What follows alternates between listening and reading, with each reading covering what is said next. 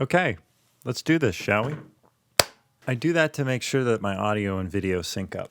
This video is going to be a little tricky because, well, I wasn't quite sure that I was going to make it. There is a town in Egypt called St. Catherine's, and it is a very sacred city. The reason being, it is where Mount Sinai is located. So after we were done in Cairo, we headed out there to go soak in the religious experience that was St. Catherine.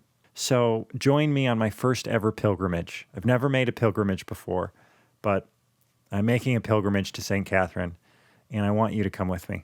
Let us pilgrimage. So getting to St. Catherine is challenging. It's very isolated. It's a very remote town in the mountains. After Cairo, we flew from Cairo to this place called After Cairo, we flew to a city, a coastal town. We have landed in El Sheikh Sharam.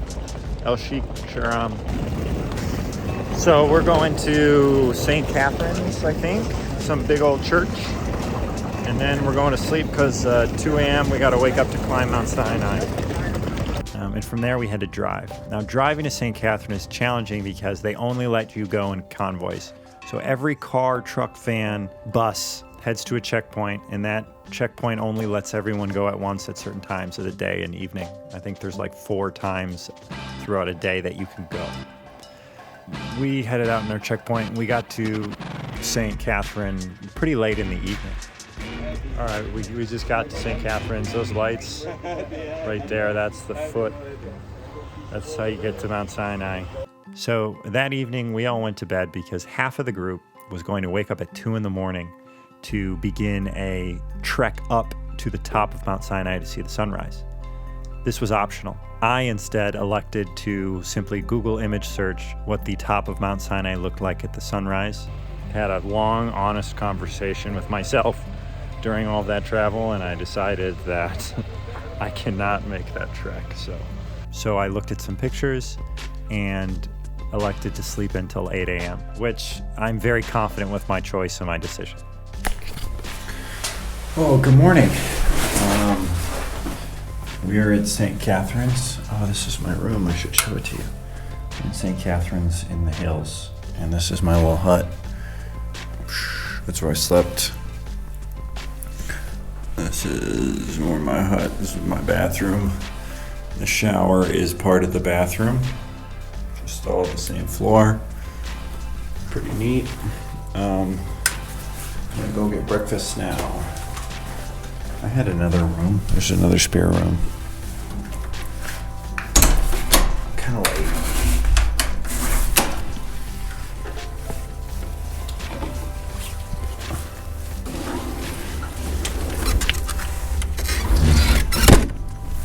So after a restful night in my little hut, we had a lovely breakfast, and we headed to the Monastery of St. Catherine, St. Catherine's Monastery, which is the oldest functioning monastery in the world, and it contains the oldest library in the world. St. Catherine's Monastery was built sometime around 548 AD, between like 548 and 560. They don't know for sure. So it is very old, and the librarian of the monastery offered to give us a private tour. And not only that, this librarian was from, of all places, Texas. So he could speak English.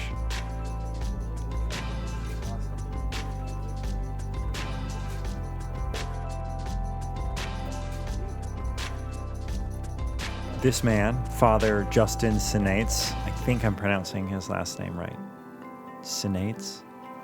Father Justin was very kind and offered to give us this private tour. And we were able to not only go into the library, but he showed us some of the books the library has, which are hundreds and hundreds of years old. What is the primary kind of work that is being done here, the research? It's amazing how many different subjects it's possible to come here.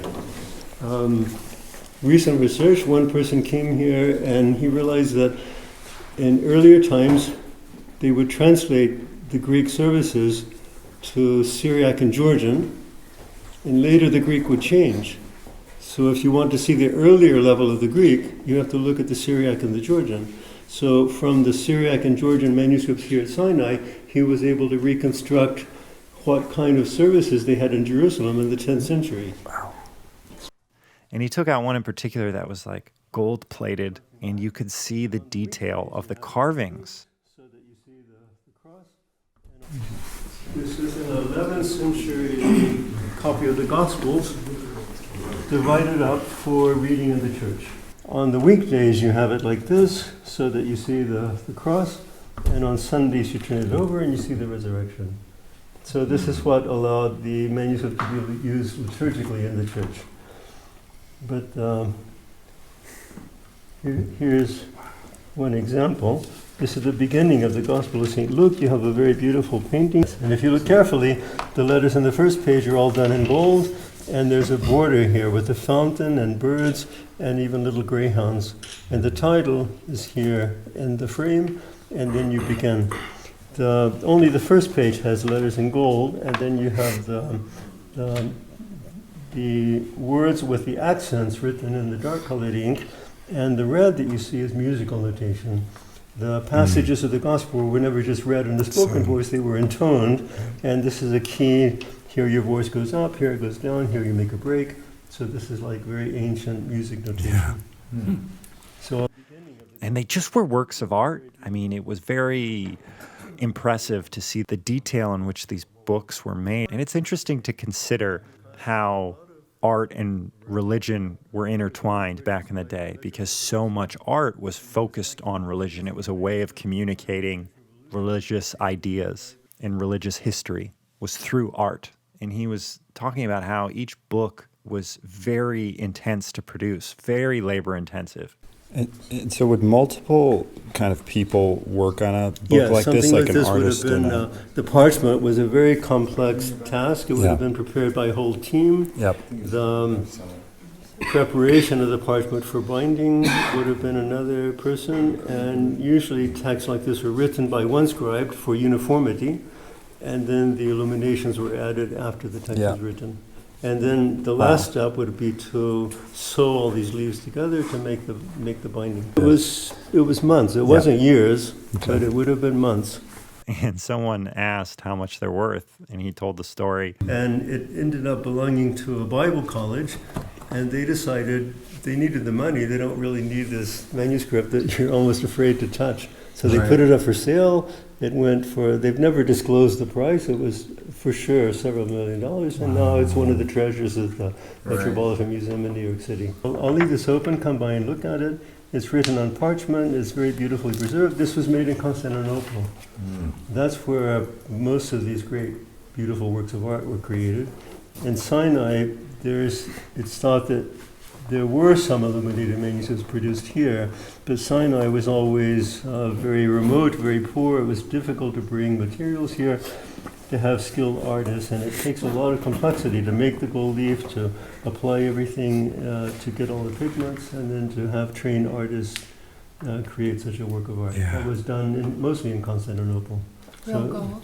Yes, so come by and look at it carefully. I mean, he's showing us these books that are worth millions of dollars, and being the idiot that I am, I ask if I can touch it. Should we not touch it, I imagine? Don't touch it, but you can take photos. Okay. He's like, no, you cannot touch the $1 million book. Sorry. But Father Justin spent a lot of time with us answering questions. He had spent the majority of his life here at the monastery in, I would imagine, isolation. I mean, not a lot of people live in the monastery. I imagine is a very unique perspective on life. If I may, one kind of last question. When you think about your life before you arrived at the monastery and your life now, what comes to mind in terms of like the biggest shift in perspective and how you view life? And I came here because this is the world's oldest Christian monastery, 17 centuries of continuous history, and you feel that when we have the services. We're praying in a church built in 557. We're worshiping in the same language that has been here from the early centuries. And so there's an incredible sense of continuity. But I came here to live at a remote, distant monastery, and I didn't realize how centrally important everything is here and how many people come here and the demands on the community to share the heritage that we have in a wide scale. So because I speak English, whenever someone would say, can one of the monks from SINAI speak at our conference, then they would send me. So that's what I hadn't expected, that I would be traveling and attending conferences and trying to convey the heritage that is here. But it's a challenge that I enjoy meeting because of my enthusiasm for everything that is here, and it's we have opportunities to travel and to speak about what is here and to make contacts with other scholars, to learn from them, to welcome them here, to further their studies here, and then of course it's a joy to return here and go back to the cycle of services and the obligations here. After the tour, we walked around the monastery, and the burning bush was there. We saw that. I'm a little skeptical of how a bush is capable of surviving thousands of years and still look pretty new. I don't know if that was the bush, but it was a bush, so it was a photo op nonetheless. The reason I was hesitant to make this video is because I've already covered the topic of religion in Egypt. Didn't want to be redundant. But the reason I'm making this video is because at the end of the day, I have never been on a pilgrimage before. And while I'm not a particularly religious person, I can still respect and appreciate the gravity of the place that we visited. And you definitely got that feeling as you're walking around. This place is very, very old. And not only that, but it's the closest that I've ever been to the birthplace of religion, of Christianity, of Judaism, where they intersect. I mean, the Ten Commandments, that's pretty famous. And Moses, he's pretty famous. In Mount Sinai, like, those are iconic pillars of religion. And to be near them just left you appreciating kind of the oldness, the profoundness of it. But I do appreciate the history surrounding that place. And to see that library, I mean, that was crazy. I can't believe I asked if I could touch one of the books. What was I thinking? It's $1 million book. Of course you can't touch it.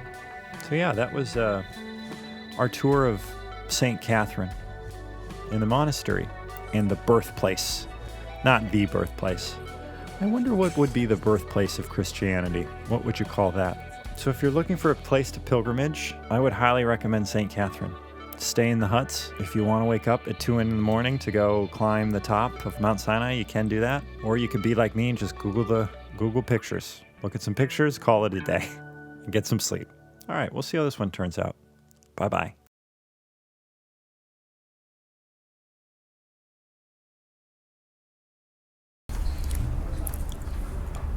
Kitty. Look at him. What do you think? You think I'm gonna let you eat this? All right, bye-bye. Yep, life is tough.